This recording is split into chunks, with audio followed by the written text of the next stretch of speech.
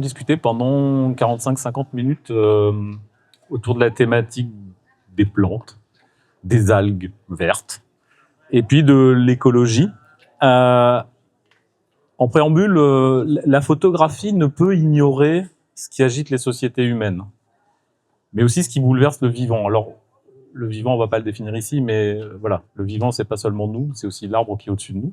Alors que la planète subit des dérèglements inouïs, que ce soit le changement climatique, la destruction des biotopes, les cataclysmes, les photographes s'emparent du sujet de diverses manières.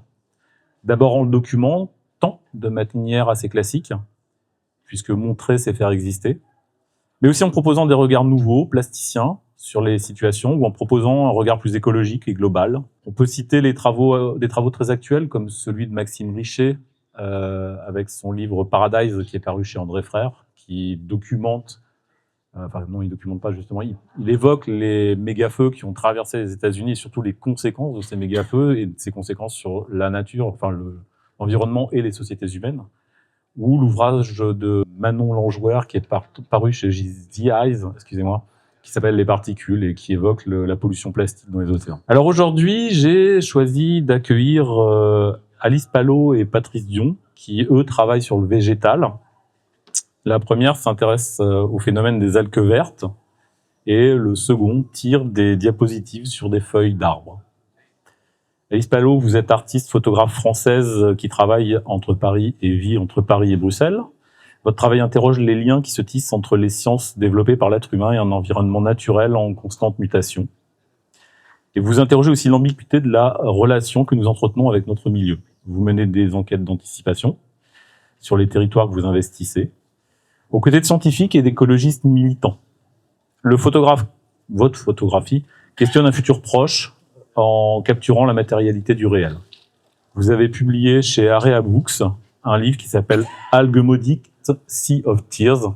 Alors, on ne peut pas projeter d'images ici, mais on va vous faire circuler les deux ouvrages, l'ouvrage de chacun des photographes.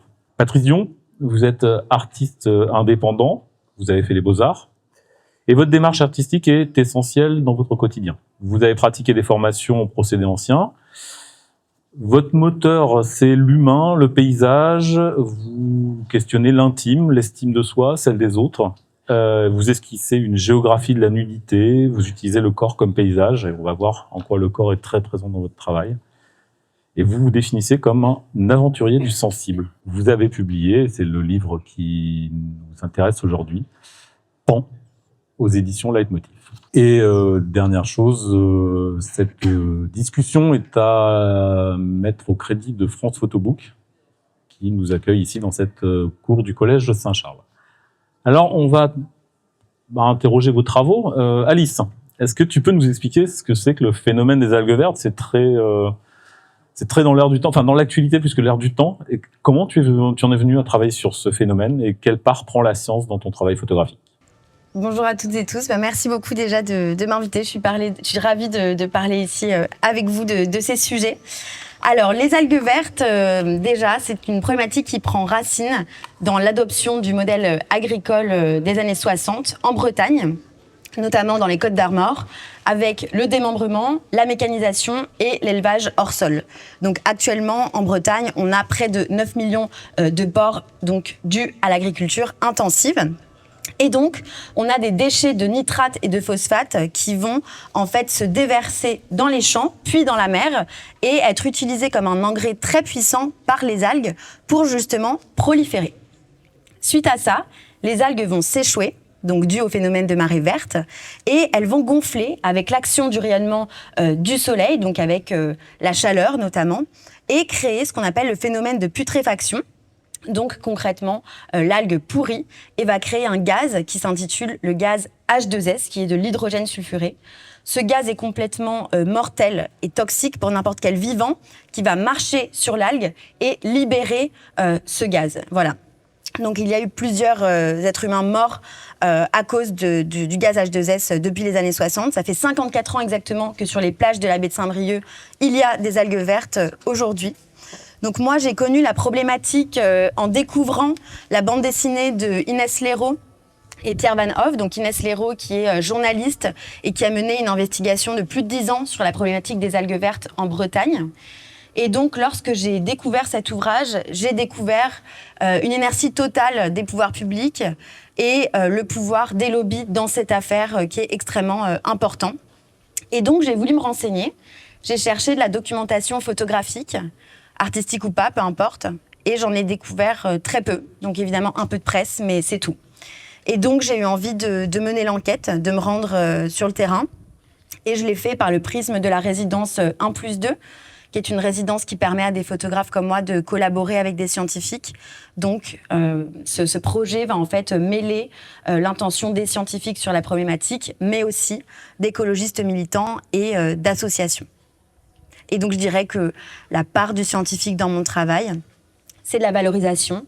Et c'est en fait comment rendre pénétrables des données scientifiques qui sont connues par très peu de monde. Et voilà, comment les rendre plus sensibles, plus accessibles. Visible. Plus visibles, tout à fait. C'est vrai que dans mon travail, il y a aussi une question qui est liée à l'invisible. Comment on fait pour représenter, par exemple, ce gaz qui est non visible à l'œil nu ? Et donc, on en parlera tout à l'heure, mais j'essaye d'étayer une sorte d'esthétique du toxique, esthétique de la beauté malade. Et donc, voilà, comment représenter le non-visible en photographie, l'invisibiliser, puisqu'on a une omerta énorme autour de ces sujets en Bretagne. J'ai eu pas mal voilà, j'ai été aussi confrontée à l'omerta pour réaliser ce projet, ces prises de vue.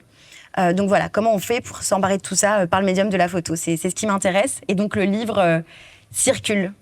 Oui, les deux livres sont en train de circuler, hein, celui de Alice et celui de Patrice. Et à la fin de la discussion, ils seront en signature juste à côté de nous. Concernant aussi le travail de Inès Léraud, il y a un film qui a été réalisé qui s'appelle Algues vertes. Je vous engage vivement soit à lire la bande dessinée, soit à voir le film, soit même les deux. Patrice, donc tu tires tes diapositives sur des feuilles de végétaux. Ce sont un peu comme des ontotypes, mais toi, tu as inventé un procédé qui s'appelle l'héliochlorophylotypie. Donc, première chose, comment est né ce travail ? Qu'est-ce que c'est que l'héliochlorophylotypie ? Et est-ce que, ça c'est une question, est-ce que tu es en train de simplifier de manière ultime la pratique photographique ? Tout d'abord, bonjour et merci de cette invitation. On va peut-être remonter à la source de cette réflexion, de ce travail. Je m'efforce d'avoir porté un regard sur l'origine des problèmes, donc la guerre, et je revenais juste avant le confinement d'un travail sur les guerres fratricides. Et j'avais choisi un village en Espagne, pas Guernica, mais plutôt Belchite, qui est en fin de compte une ville qui a été bombardée par des républicains sur leurs frères nationalistes. Ça a fait beaucoup de morts et je trouvais que c'était faire un travail à la chambre sur ces ruines que je connaissais depuis 30 ans. Je trouvais que ça posait une bonne question et un joli regard sur cette idée des ruines que Pierre Hanès déjà avait traité dans ses dessins. Donc voilà, ça c'était un travail et je revenais, c'était en décembre 2019. Peu de temps après, vous le savez, qu'on nous a tous enfermés avec le Covid. Avec la stupeur, j'ai pas la télévision, mais j'ai vu des images de gens qui achetaient des papiers rouleaux toilettes. Et je me suis dit que cette civilisation était bien malade.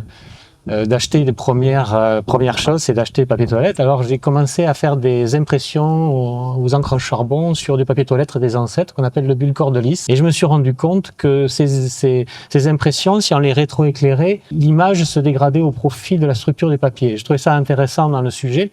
Et comme je suis aussi jardinier, j'ai vite cherché d'autres supports de feuilles et feuilles des végétaux.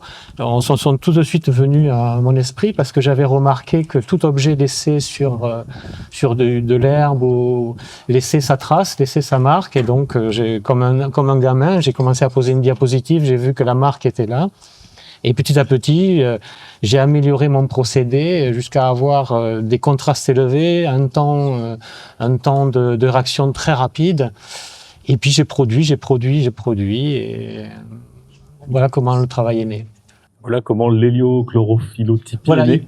Et oui, parce qu'il a bien fallu donner un nom à cette réinvention, parce que autant j'avais une formation en procédés chimiques classiques, qui sont le platine palladium, le collodion humide, etc., les cyanotypes qui sont plus connus, autant dans la famille de l'anthotypie, je n'y connaissais rien.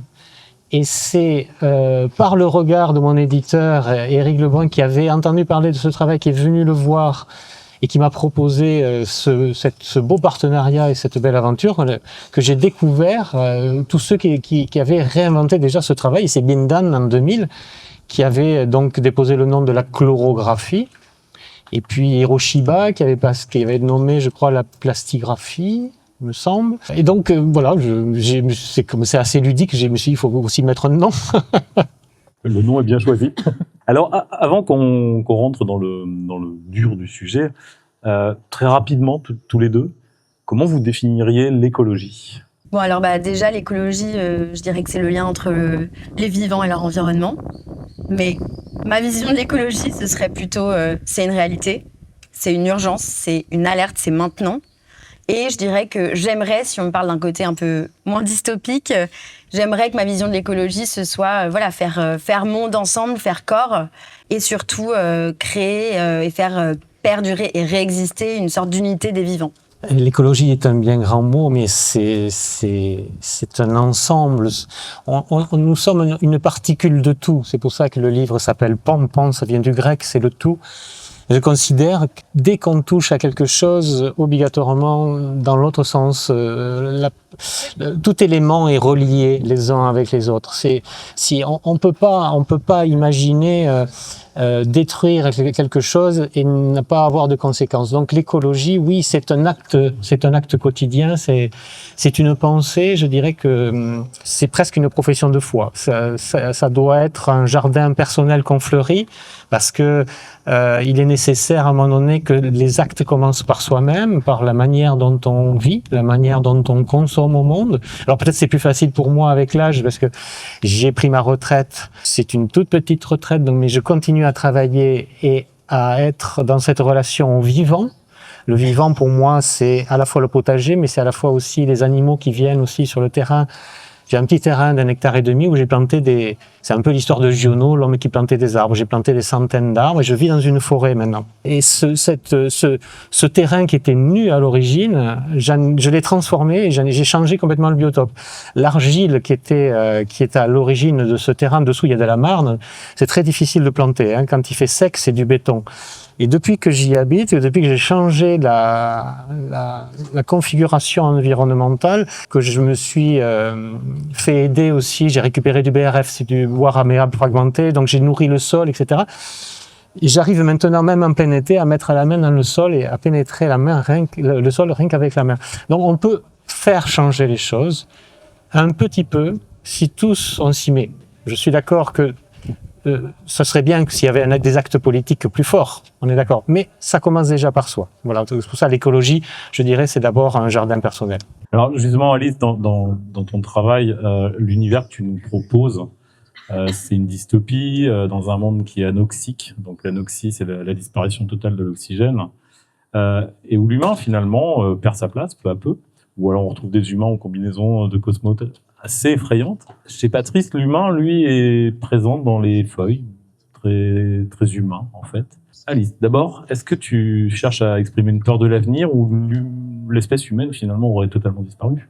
Non.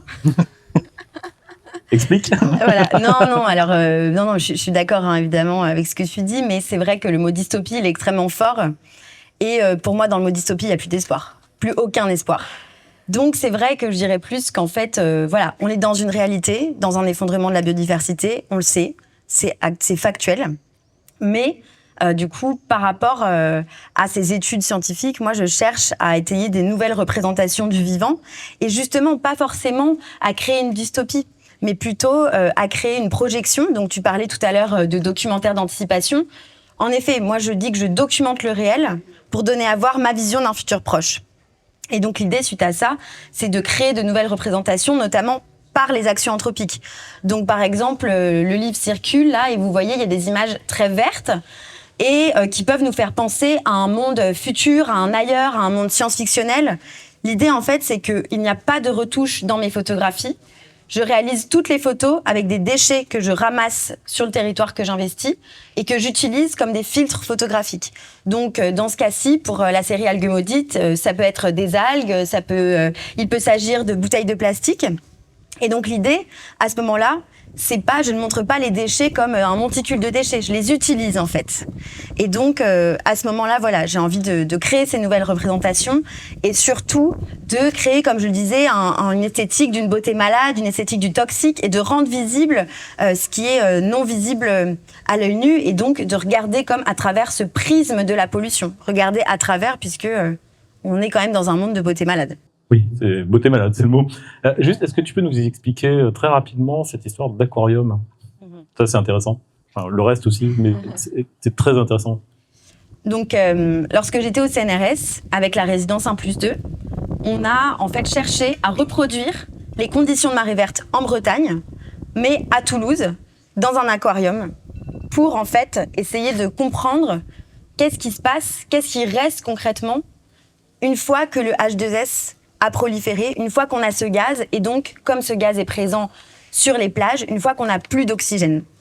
Donc, on a reproduit les conditions de marée verte, et on a vu pendant des semaines, des mois, l'aquarium passer d'un écosystème oxique, donc c'est-à-dire avec de l'oxygène, des conditions communes sur des plages, à un écosystème anoxique, sans oxygène. Et donc, il y a un film qui montre cela. Et les organismes qui subsistent au manque d'oxygène, ce ne sont pas du tout des organismes complètement inconnus, complètement extraterrestres. Ce sont des organismes qu'on connaît. Ce sont en fait des escargots, des vers, et on peut les voir à l'œil nu. Et donc l'idée, c'est, voilà, comme je le dis encore une fois, de créer des nouvelles représentations de vivants et surtout de ne plus placer l'être humain au centre de la biosphère. Tu me fais une très bonne transition, merci Alice. Sur tes héliochlorophyllotypes, Patrice, il y a beaucoup de visages humains, il y a aussi des lieux. Comment tu choisis ce que tu vas imprimer sur ces feuilles? Qu'est-ce qui prélude à ce choix? Ça, c'est la première question. Quelle est la place de l'humain dans ton travail? Et une dernière question un petit peu curieuse, comment tu conserves ces feuilles? Parce que j'imagine qu'une fois la chlorophylle partie, ça sèche et ça s'effrite. Alors, c'est deux choses bien à part, la technique avec l'intention. On va revenir sur l'intention. Donc, je reprends le cadre. C'était le confinement, donc je peux pas sortir. Donc, il faut que je travaille avec mes images. Donc, je suis allé piocher dans mes séries. Et comme c'est vrai que l'humain est souvent là par le portrait ou des poses de nu, j'ai commencé à faire des tirages à la fois de ruines, comme j'en ai parlé tout à l'heure, mais l'humain s'est retrouvé présent. Et immanquablement, ça a été une réinterprétation, une relecture. Alors là, on peut parler de sérendipité. C'était une relecture complète de mon travail. C'est-à-dire, je sortais des images d'une série et ça voulait dire encore autre chose. C'est-à-dire, je reprenais l'histoire et j'en racontais une nouvelle. Et je faisais avec ce que j'avais. Puisque je ne pouvais pas sortir, je faisais avec ce que j'avais. Donc ça, c'était très intéressant. Ensuite, la dimension qui est intéressante avant d'arriver à la conservation, c'est le fait de lâcher prise, puisque la technique de l'héliogravure, c'est une technique, on est obligé de laisser une part d'interprétation au végétal. C'est-à-dire qu'on veut toujours, dans les techniques photographiques ou d'autres techniques, maîtriser le plus possible. C'est très intéressant, c'est bien, c'est pas que ça permet de garder un cap. Mais à un moment donné, il faut faire confiance à ce qu'on ressent et au support qu'on va utiliser. Le végétal, c'est ça. En fonction du végétal que vous utilisez, le temps d'exposition, il y a beaucoup de conditions. On arrive à avoir des surprises, des mouvements aléatoires, je dirais. Dans cette technique, c'est très proche de la cuisine. Il faut déjà se lever tôt pour aller chercher ses produits frais. Il ne faut pas que la feuille ait vu le premier contact du soleil, parce que pendant la nuit, l'échange chlorophyllien se fait. C'est-à-dire que la plante régénère complètement sa sève et vous avez des feuilles très très sensibles. C'est un peu comme si on avait beaucoup d'aza. Et après, en cours de journée, en fin de saison, c'est pareil, on a des feuilles beaucoup moins sensibles et qui réagissent différemment. Pour preuve, si par exemple on prend une feuille de figuier qui se situe au mois de juin ou de juillet, vous allez avoir un tirage qui sort en même pas 1 heure avec le procédé que j'utilise. Alors que si le même figuier, je vais l'utiliser en août et tardivement, je vais avoir une électrification de la feuille, c'est-à-dire qu'il y a toutes les nervures qui s'illuminent comme s'il y avait un arc électrique. C'est-à-dire que le sujet que je vais y mettre dedans, alors on ne peut pas faire de projection, mais j'avais des images, par exemple d'une tour que j'avais photographiée en Espagne. Dans une version, on voit à la fois une tour poétique moyenâgeuse qui se déconstruit comme s'il y avait des briques qui se démantelaient. Et dans l'autre image, on a l'impression, puisque là on voit un poteau électrique à côté, on voit comme un arc électrique, on a l'impression que c'est Franklin qui s'est pris la foudre. Donc ça raconte une nouvelle histoire. Donc c'est se laisser émerveiller par la magie de ce qui nous entoure, de ce vivant, de ce support qui a sa propre vie et sa propre interprétation. Et c'est ce que j'aime dans cette technique. Et pour faire le lien ensuite sur la conservation, puisque c'est la lumière qui la fabrique, la lumière va continuer à la détruire. Il n'y a pas de moyen de stabiliser à vie un tirage sur feuille ou une anthotypie. Tout simplement parce que la cellule de magnésium est sensible à la lumière. Elle va continuer à évoluer. Toutes les tentatives, par exemple, Almudena Romero, elle avait fait une tentative avec du sulfate de cuivre pour, en fin de compte, stabiliser cette molécule. Ça marche, mais ça ne fait qu'à rallonger. Si vous laissez vraiment au soleil, la pièce, elle va évoluer, le contraste va disparaître et tout. Donc, et moi, je trouvais que c'était à la fois un inconvénient, mais un inconvénient qui donnait une force, parce que on se retrouve avec une image qui devient fragile. Et il faut en prendre soin.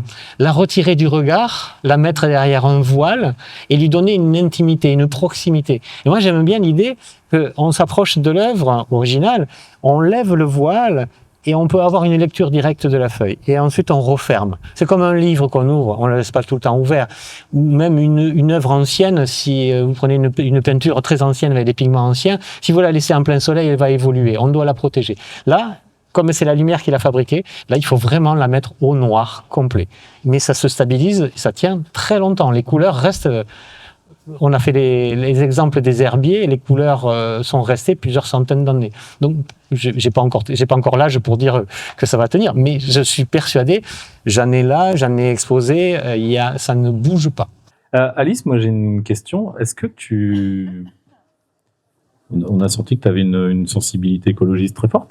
Est-ce qu'il n'y a pas la peur derrière cette peur de l'avenir aussi, l'idée que l'humain est son propre bourreau? Alors si, moi évidemment, je vais dénoncer des actions anthropiques. Ça, c'est sûr. Hein. On parlait d'écologie, de la définition de l'écologie tout à l'heure. Voilà. Hein. Le côté anthropique, c'est clair qu'il est extrêmement présent. Après, moi, j'insiste vraiment sur le fait que l'idée dans ce sujet, évidemment, c'est de dénoncer, mais c'est aussi de déplacer le regard qu'on peut avoir habituellement. Et donc, notamment avec ce film sur l'anoxie, sur les escargots, l'idée, c'est de se dire d'accord, on est entouré d'escargots qui peuvent vivre sans oxygène, et nous, en fait, on fait pas partie de l'équation si on regarde les futures conditions d'habitabilité de la Terre. Donc, bien sûr, je comprends le terme bourreau, mais je trouve qu'il est quand même assez fort et assez dur si on pense à notre avenir, si on pense aux possibles changements. Je pense qu'on en parlera plus tard, mais en tout cas, j'utiliserai pas forcément le terme bourreau, mais plutôt l'idée qu'il faut qu'on place l'être humain en fait autrement dans la biosphère et dans notre vision du monde en fait. Dans le livre qui accompagne ton travail, Alice, donc c'est paru chez Area Books, l'historien de l'art Michel Poivert imagine un discours écrit en 2056 où une révolution désanthropique aurait été menée, c'est-à-dire que l'on aurait cessé de voir la photographie et plus largement l'art uniquement par le prisme du regard humain, pour considérer que les éléments du vivant ont une place équivalente. Est-ce que vos travaux, donc je m'adresse autant à Alice qu'à Patrice, sont une façon de remettre les humains à une place moins dominante, moins centrale, mais en leur laissant une existence? Et finalement, est-ce que vous considérez que la photographie doit se détacher de cette vision très, très anthropocentrée, même si c'est pas facile, puisque nous sommes humains? Obligatoirement, ce que disait Mathieu Gafsou tout à l'heure, je trouvais que c'était tellement bien dit, il a raison, on peut pas se sortir de l'équation, puisqu'on porte un regard, donc obligatoirement ça sera anthropocentré, mais on a une responsabilité par rapport aux vivants qui nous entourent, c'est d'en prendre soin. On revient donc au tirage sur feuille. Si on n'en prend pas soin, le tirage meurt. Donc, mais c'est valable pour tout ce qui nous entoure, les plantes. Est-ce que, en venant entre l'école de photographie et ici, vous avez vu les travaux qu'il y a sur le boulevard?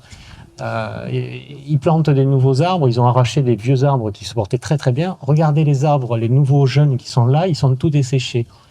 Ils ne résisteront pas aux coups de chaud, ils n'arriveraient pas à s'habituer parce qu'ils n'ont pas des racines assez profondes. On est passé dans une crise qui est tellement rapide que si on enlève tous les vieux arbres, les nouveaux ne pourront pas tenir. On est en centropie. La centropie, c'est-à-dire c'est l'aide de chaque végétaux qui se protège. Si on enlève les grands arbres pour que les petits poussent, les petits ne pousseront pas. S'ils ont la protection des grands, ils pousseront. Pas s'ils sont dessous, mais s'ils sont à côté. Donc tout est relié. Et c'est très important d'en prendre conscience. Oui, je suis complètement d'accord avec ce que tu viens de dire. J'aime beaucoup l'expression prendre soin. Et voilà, je pense que c'est important de créer des nouvelles représentations, encore une fois, mais de se rendre compte aussi que, voilà, moi je travaille beaucoup avec des militants et avec des scientifiques. Et en fait, parfois, il y a une sorte, c'est super intéressant, il y a une sorte de double langage qui s'opère. C'est-à-dire que les militants peuvent parler, dans le cas des algues vertes, de l'effondrement de la biodiversité. Et les scientifiques vont plutôt parler d'un changement d'écosystème. Donc le langage est aussi très important à ce niveau-là. Parce qu'en fait, évidemment, on a un effondrement de la biodiversité, des arbres, du vivant. Mais si on regarde ça d'un autre prisme, en fait, voilà, il y a une sorte de résilience qui s'opère du côté de certains vivants, qui fait qu'il y a un changement perpétuel. Or, nous, on ne pourra pas s'adapter, par exemple, au manque d'oxygène. Ça paraît compliqué. Pour l'instant. Et alors, justement, cette résilience, comment elle apparaît dans les algues vertes, dans les algues maudites, pardon? La résilience, elle apparaît vraiment avec le film Anoxie verte qui montre justement ces organismes capables de vivre sans oxygène. Après, voilà, j'ai pas non plus trop envie de dire de toute façon voilà, le vivant est résilient, il va se régénérer parce qu'en fait, c'est quand même l'action anthropique qui oblige le vivant à changer d'écosystème et de milieu. Et donc ça, je pense que c'est absolument pas quelque chose de positif. Et donc dans Algues maudites, voilà, l'idée c'est vraiment de travailler en lien avec le vivant et aussi, comme tu disais, avec ce dont je dispose sur place. Donc moi, je travaille toujours avec ce que je trouve par terre, ce que j'ai dans les poches. Mes assistantes, elles font en général aussi partie de l'équation. Voilà. Et donc l'idée, c'est vraiment de créer une sorte de synergie collective et de recréer en fait un monde des possibles, mais ensemble. Moi, j'aime beaucoup l'idée de collaboration avec énormément de monde dans mes projets. Je pense que c'est extrêmement nécessaire. Le ensemble, c'est ce pan que tu évoques, Patrice? Avant de continuer, oui, en effet. Justement, pour faire le lien avec tout ça, je trouvais que c'est très intéressant de regarder les travaux de John Muir. John Muir qui avait participé à la sauvegarde des parcs Yosemite aux États-Unis en 1850 avec le président Roosevelt, mais qui était un grand voyageur. C'était pas le photographe. Il y a un photographe de son époque qui est très connu. Il faudra aller voir. J'ai oublié son nom. On en a parlé. Vous en aviez parlé tout à l'heure, et qui mettait en évidence ce que l'on ne voit pas et qui sera détruit. Quand on détruit quelque chose, quand on détruit une parcelle, ce qui vient de disparaître, on n'en a aucune connaissance, parce que justement, on ne le connaît pas. Et pour en revenir au lien qu'on fait, d'une expérience qu'a fait un jeune homme que vous avez dû entendre parler, l'homme chevreuil, Geoffroy Delorme, qui, dans les années 90, quand il était gamin en Normandie, avec l'accord de ses parents, il allait dormir en forêt et allait côtoyer les bêtes pendant plusieurs nuits, au risque de se prendre une balle parce qu'il y avait des chasseurs, et d'ailleurs ça a même failli mal finir. Et il disait, pour faire court, il était de plus en plus surpris récemment qu'on disait que les coupes rases n'existent plus. Or, les coupes rases continuent à exister. Et il disait que son expérience de survie qu'il avait fait dans les forêts à l'époque, dans les années 95, il ne pourrait plus la faire parce qu'il n'y a pas la possibilité, il n'y a pas la vie nécessaire dans l'agro-sylviculture pour pouvoir survivre. C'est-à-dire qu'il n'y a pas d'animaux, il n'y a pas une véritable biodiversité qui est un terrain d'accueil pour le vivant. C'est un terrain d'accueil pour pour l'économie, mais une économie à court terme qui est basée sur l'intérêt de certains au détriment de tous. Et donc je trouvais que c'était important d'en parler parce que beaucoup de photographes, poètes ont travaillé là-dessus, ont pris conscience de ça. Et je pense que si l'art a bien une responsabilité, alors moi je me sentirais pas comme un militant, mais plutôt comme à en prendre conscience et à essayer de le retransmettre dans mon travail. D'où le lien avec cette histoire du tout, de cette conscience que je suis rattaché à tout ça et que je me peine à découvrir l'étendue des dégâts. Et je ne cesse de le découvrir parce que plus j'avance dans l'âge, plus je lis, plus je découvre des auteurs. On a parlé d'Escola, on a parlé de Baptiste Morisot. Il faut lire tous ces gens-là, il faut lire toutes ces expériences qui ont été menées depuis très longtemps, les découvertes de l'Arctique, on en parlait aussi. C'est dramatique. Mais c'est pas pour ça qu'il faut baisser les bras. On doit essayer de mettre moi, je me sens à l'aise là-dessus, c'est de mettre des images. Il y en a d'autres, ce sera des mots. Voilà, mettre des images sur ce mal-là. Et pour qu'il soit perceptible. Comme disait Mathieu Gafsou, j'essaye de pas donner trop de direction. Ce sont des images ouvertes. Je donne un moyen de faire réfléchir. Parce que je pense que nous avons tous notre capacité à réfléchir. Si on se retrouve, je vais faire un peu court, si on se retrouve dans la problématique que nous avons actuellement en politique, c'est parce que justement, il y a une mainmise de l'information par des actionnaires financiers qui n'ont pas de place dans les médias, pour moi, et qui mettent en danger un véritable équilibre de relations humaines entre nous et la nature. Juste très rapidement et brièvement, Patrice évoque cite Mathieu Gafsou, c'est que précédemment à 13h30, il y a eu une conférence que j'ai modérée aussi, où on a évoqué le vivant et comment le vivant était représenté en photo. Voilà. Donc il fait référence à cette conférence, à cette discussion qui a été filmée, qui sera sur le site de France Photobook. Est-ce que ça te peine, Alice? Parce que Patrice a utilisé le mot peine, je trouve que c'est un mot très fort. On a parlé aussi tout à l'heure de solastalgie avec Mathieu Gafsou. Est-ce que chez toi, il y a de la peine, de la solastalgie? La solastalgie, hein, c'est ce sentiment de perte d'un monde qu'on ne connaîtra plus et qui était plutôt naturel. J'aime pas le mot.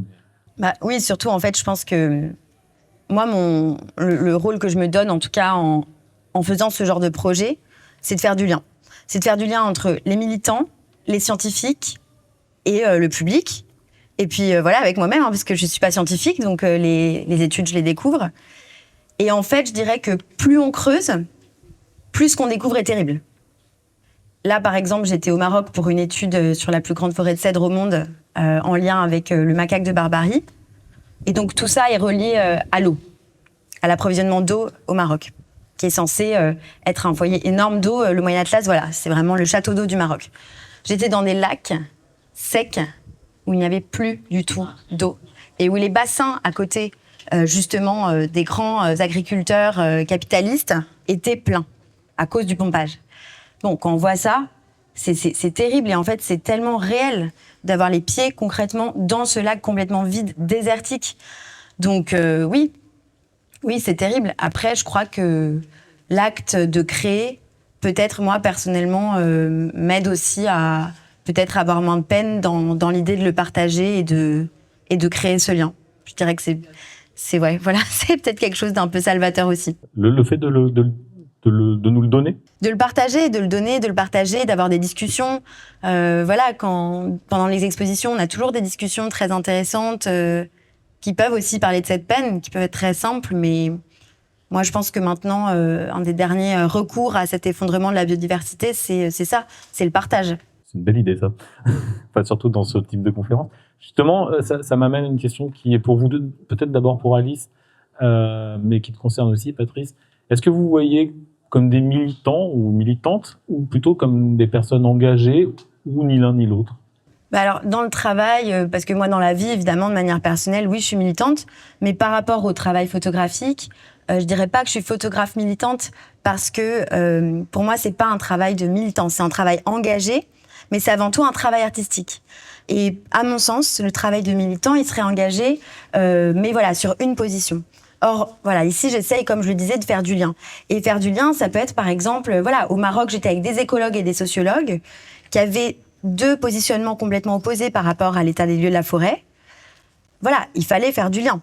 Et donc, voilà, à mon sens, ouais, c'est plutôt comme ça que je me positionnerais, comme artiste engagé, comme ayant une vision globale sur les choses, en essayant de communiquer un petit peu avec tout le monde sur une problématique donnée.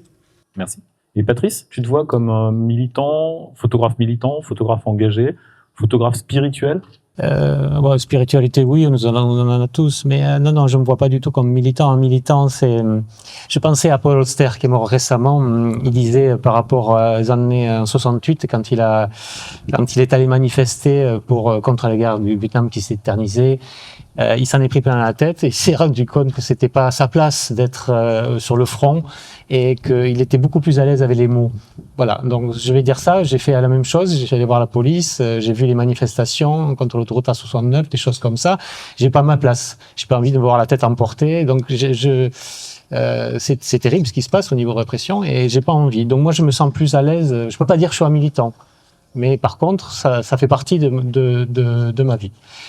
Pour faire le lien avec justement les conséquences de la destruction de la planète, il y a un fait qui est vachement intéressant qu'il faut mettre en avant. J'ai lu un livre qui s'appelle Le champion de la fin du monde, le Matsusake. J'ai trouvé que c'était intéressant de voir que même dans la catastrophe, le végétal s'adapte. Et que c'est l'exemple de la Californie. John Muir l'avait très bien décrit, j'en ai parlé en 1850, mais il ne reste plus grand-chose. En ce moment même, il y a des feux actuellement. Il faut savoir que le Matsusake pousse que dans les zones ravagées comme ça par l'humain, les zones où le bulldozer est passé. Et il y a une survie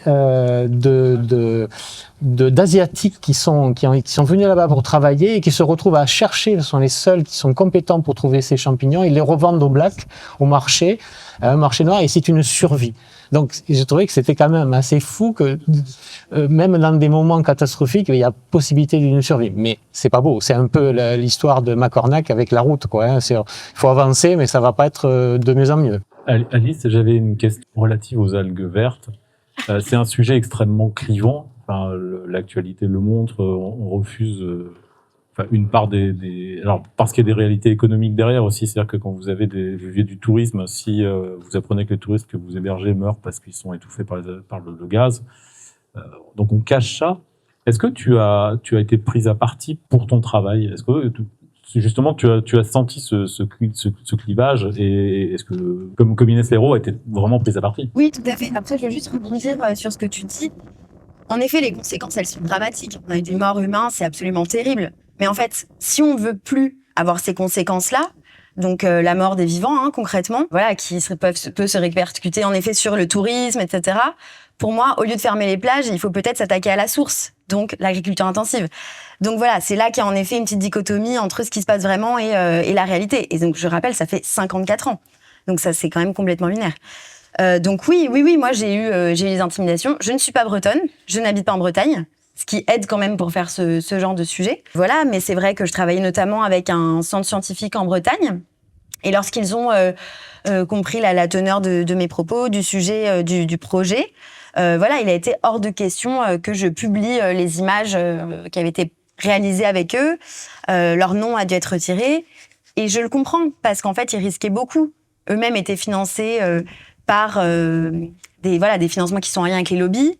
Donc en fait, c'est vraiment un cercle infernal. Personne ne peut parler puisque tout le monde a peur des lobbies qui ont le pouvoir. Ils ont le pouvoir. Après, il y a eu d'autres situations un peu plus musclées. En effet, je me suis fait courser sur la plage avec mon appareil photo en prenant en photo un tas d'algues comme une touriste. Voilà, il y a eu des choses comme ça, au début inexplicables, et après, en fait, on comprend. On comprend le système, on comprend comment ça se passe, de quoi on peut parler, qu'est-ce qu'on peut dire, qu'est-ce qu'on peut pas dire. Et voilà, après, moi, personnellement, plus il y avait cette difficulté, plus j'avais envie d'y aller et de me dire « mais c'est dingue, il faut vraiment réussir à faire un sujet là-dessus ». Après, c'est sûr que ça a orienté, évidemment, certaines images.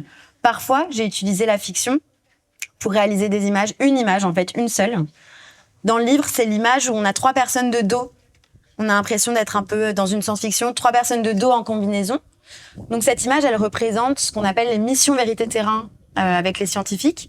Ce sont les moments où on va aller sur le terrain, dans les zones mortes, on appelle ça comme ça. Ce sont les zones où il y a énormément d'H2S, donc plus d'oxygène, pour quantifier justement le gaz.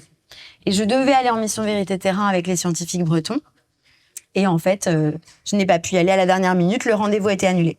Donc j'ai décidé, par le biais de la fiction, de reproduire par le biais de la mise en scène une mission vérité terrain pour ne pas que l'omerta empêche d'avoir ce genre d'image. Voilà. Donc il y a une image comme ça et je pense que c'est important aussi de se poser la question comment on fait pour représenter des problématiques qui connaissent une réelle omerta. Mais tu t'es censuré ou pas du tout? Pas du tout. C'est bien. Pas du tout, parce que j'ai eu la chance de travailler avec des scientifiques à Toulouse, et ces scientifiques à Toulouse n'avaient aucun problème de parler librement des algues vertes. Par contre, en effet, avec des scientifiques en Bretagne, ça aurait été plus compliqué. Oui, parce que la solution passerait par fermer toutes ces porcheries industrielles. Non, pas les fermer, parce que les fermer pour les agriculteurs, ce serait terrible, et l'idée, c'est pas non plus de pointer du doigt les agriculteurs, parce qu'en fait, ils sont tributaires d'un système qui a été choisi dans les années 60, donc la mécanisation, l'élevage hors sol. Donc il faudrait juste changer ce système-là, mais il a tellement été coûteux qu'aujourd'hui, mettre en place un nouveau système, alors il y a des tentatives en élevage plein air, etc. Mais voilà, il faut le mettre en place à plus grande échelle. Donc en effet, ce serait changer de système par rapport à l'agriculture. D'accord, merci. Dernière question avant qu'on demande à notre public s'il en a. Juste avant, pour faire le lien avec l'industrialisation de l'agriculture, il y a une exposition très intéressante à côté sur les croisière. Voilà, à la croisière du futur. Exactement. Et je vous conseille d'aller lire le petit mea culpa de l'ingénieur qui a participé donc à cette aventure des années 50 et tout le regret qu'il met en disant si on avait su. Ça me fait penser à Jupiter, dire qui aurait pu savoir. Dernière question pour tous les deux. Comment est-ce que vous voyez l'avenir l'une et l'autre? Alors je vais être positif dans le sens où je pense que c'est essentiel de s'intéresser aux générations qui arrivent. Place aux jeunes. Ce que j'aime dans le tirage sur végétal, c'est que c'est un travail qu'on peut faire avec des enfants. C'est un travail que j'ai fait en médiation culturelle et chaque enfant est parti avec son tirage. Et il a pris conscience que c'était une œuvre fragile, que s'il la laissait à l'extérieur, ça allait disparaître. Donc, ça se voyait, c'était peut-être pas tous les enfants, mais la majorité étaient heureux d'avoir fait un tirage sur une feuille et c'était leurs images. Je les ai amenés à l'intention de prendre une prise de vue avec un simple appareil photo et ensuite de le reproduire sur une feuille. Et chaque élève est reparti avec.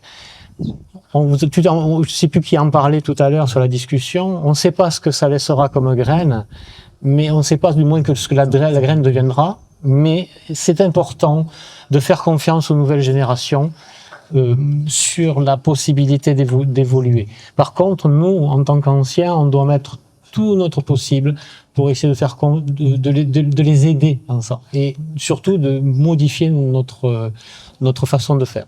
Pour en revenir juste à une côté technique qui était intéressante, j'avais amené on n'en a pas parlé de la technique à proprement parler. C'est une mousse néoprène comme les combinaisons de plongée et qui a la faculté de garder l'humidité de la sève. Étant donné que vous avez des feuilles fraîches récoltées le matin, quand vous les mettez, alors je réalise un contre-type qui est une diapositive plus grande que la feuille, je la plaque derrière un verre avec une planche en bois. Et la mousse fait l'interface et permet d'avoir une grande définition de l'image sur la feuille.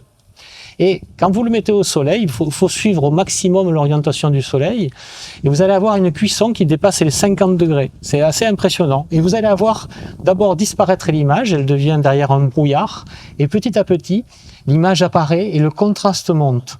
Alors après, c'est toute une petite expérience pour arriver à trouver le ton. Il faut apprendre, il faut se tromper, il faut essayer. Mais c'est d'une grande émotion. Je fais des stages à la maison, des petits stages résidence sur le principe économie sociale et solidaire, parce que je pense qu'un artiste, il n'a pas plusieurs milliers d'euros pour payer des stages. Bon, pour 400 balles, 4 jours en résidence, je montre comment réaliser ça. Et tous les stagiaires qui sont venus, professionnels ou non professionnels, ils avaient l'œil humide quand ils avaient le premier tirage, un peu comme une crêpe toute chaude sur le bout des pulpes des doigts, comme disait mon éditeur. Voilà. Et donc, j'ai confiance dans les générations futures. Je pense qu'il faut les accompagner, leur donner ce que l'on sait. Et surtout, c'est ouvrir un monde dont ils n'ont peut-être pas conscience, pris par la folie de l'électronique et tout système de disruption qui nous coupe notre manière de penser. Donc voilà, accompagnons-les, ne les jugeons pas. Et pour en revenir à tout ce qui est l'agriculture intensive et autres, ce sont que souvent des ouvriers qui sont pris dans une mécanique effroyable. Donc c'est pas sur eux qu'il faut jeter la pierre, mais sur le principe de ceux qui détiennent l'argent et qui commandent. Voilà. Donc si j'avais une parole à donner positive, c'est celle-là. Et toi, Alice, l'avenir, tu le vois comment? Bon, alors je veux pas casser la vie positive, Vas-y. mais non, je suis d'accord avec toi. Après, c'est vrai que faire confiance aux générations futures, c'est important. Mais voilà, quand on voit les résultats des élections aussi, il y a aussi les jeunes dedans. Donc voilà, moi j'ai envie de faire confiance, de voir un avenir meilleur. Mais voilà, concrètement, si on prend les chiffres, donc voilà, des chiffres hyper basiques. Ces dernières années, c'est 2/3 des populations d'insectes, si on prend d'un point de vue global mondial, qui disparaissent. 2/3 des populations des mammifères depuis des centaines d'années qui disparaissent. Et 2/3 des populations d'arbres depuis des millénaires, pour le coup, qui disparaissent. Donc on a un affaiblissement total de la biosphère, c'est une réalité. Alors on parlait de résilience en effet tout à l'heure avec certains organismes, avec certains arbres. Ça existe, mais je pense qu'il faut pas trop compter dessus non plus, parce qu'on est en train de détruire notre monde en fait. Et on peut pas se dire qu'avec la résilience de certains organismes, ça ira. Je pense qu'on est déjà dans le moment où ça ne va plus. Et pour moi, il faut faire corps, c'est ce que je disais au début, j'en reviens au début, il faut faire corps ensemble et trouver d'autres moyens et d'autres systèmes et justement, et en fait, agir. Et j'ai eu la chance de rencontrer Camille Etienne, qui est une militante très active, voilà, avec qui on parle de ces sujets-là. Et elle dit la même chose, c'est-à-dire qu'il faut vraiment agir ensemble et ne plus compter sur nos politiques ou sur d'autres personnes. Il faut qu'on prenne conscience tous ensemble. Et je pense que l'art aide justement à créer ce collectif et cette prise de conscience. En tout cas, je l'espère. Ce sera le mot de la fin. Est-ce que parmi vous toutes et vous tous, certains veulent poser des questions, intervenir, ces micros ouverts? N'hésitez pas. C'est vrai que quand on a le livre seul, on a les images, mais on n'a pas l'histoire. Et je me demandais si on ne pouvait pas faire des livres qui étaient au fond à la fois les photos, mais aussi tout ce récit on peut pas l'avoir quelque part parce que Alors. les images ne permettent pas de dire tout ça en fait. Ce que je trouve, c'est intéressant ce que vous dites, mais moi je trouve qu'il faut laisser libre part au spectateur de se faire sa propre interprétation. On en parlait tout à l'heure avec Alice, nous sommes en permanence en train de traduire le monde. Nous sommes des traducteurs, tous, autant que nous sommes des traducteurs. L'impression que vous aurez quand vous verrez une œuvre d'art, elle vous est singulière. Elle est liée à votre vie, à votre expérience, à votre culture, etc.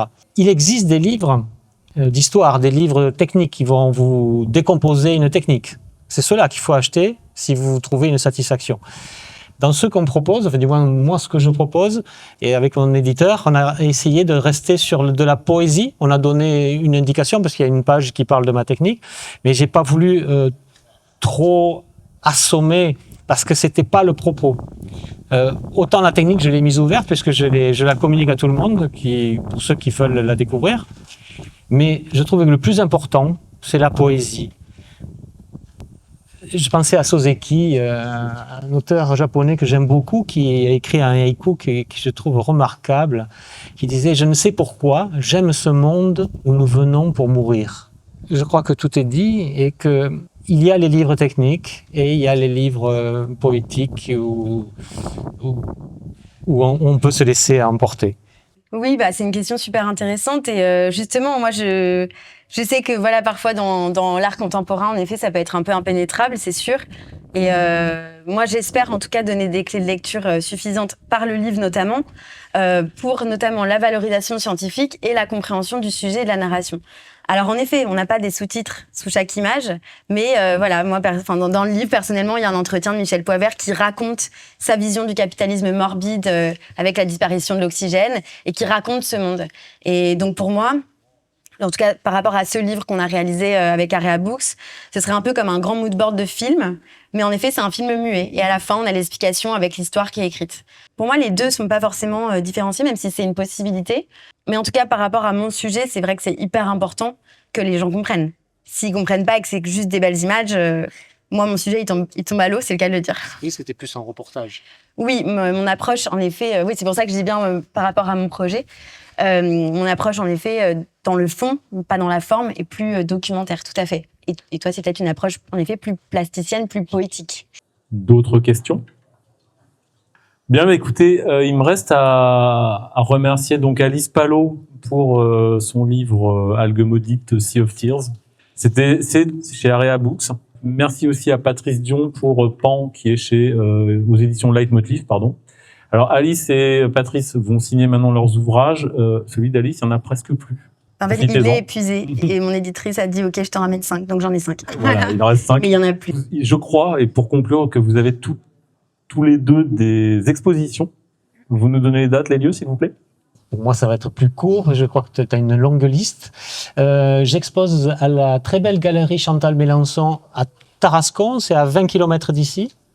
En partenariat avec Marc Dantan qui a fait un travail sur les conséquences du Mediator avec Irène Frachon, des portraits des personnes qui ont été touchées par cette manipulation, je dirais, de médicaments.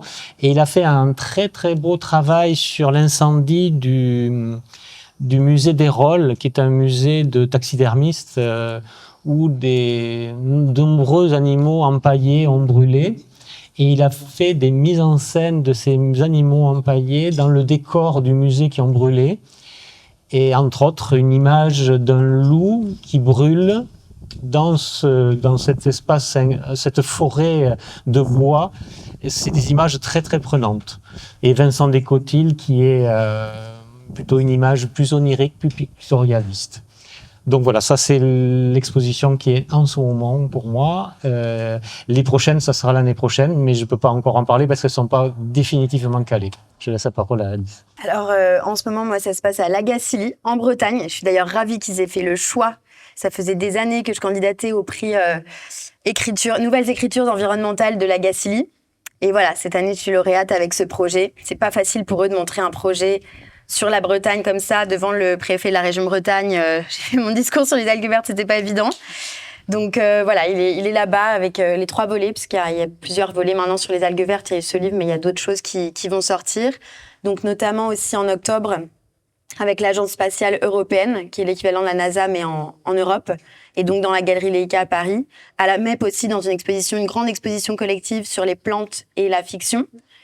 Et à Paris Photo, dans le secteur émergent. Voilà. Et peut-être un livre aussi. Et un livre, en effet. On l'a pas annoncé, mais bon, c'est pas grave. Ah, pardon. Bon, non, mais c'est c'est sûr. Et un livre qui sort en octobre, en effet, pour Paris Photo. Voilà. Eh bien, merci à vous deux et merci à vous toutes. Bah, merci, merci à vous.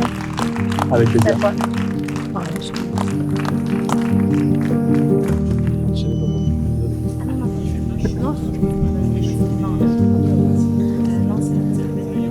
Ça a été? Ça a été? Tant mieux, non? Ça a été? Ouais. Moi aussi, mais on a vécu.